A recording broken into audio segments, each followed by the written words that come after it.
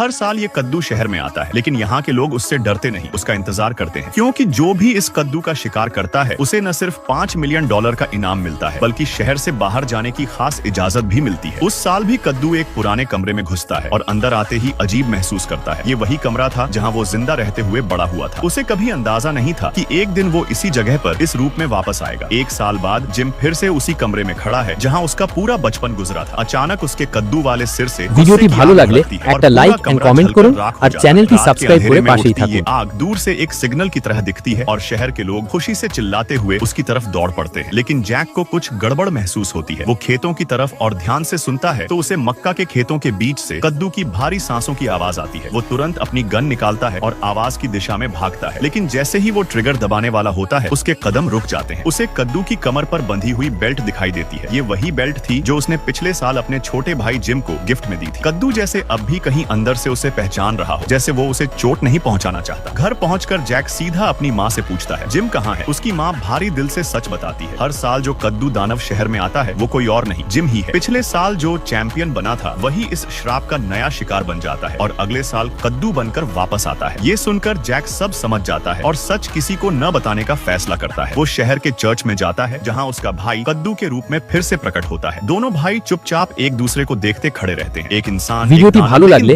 একটা like and comment করুন আর চ্যানেলটি সাবস্ক্রাইব করে পাশেই থাকুন। कूद कर आता है और बिना सोचे समझे सीधा कद्दू दानव के सिर में गोली मार देता है। जैक का राज, उसका भाई और ये श्राप सब कुछ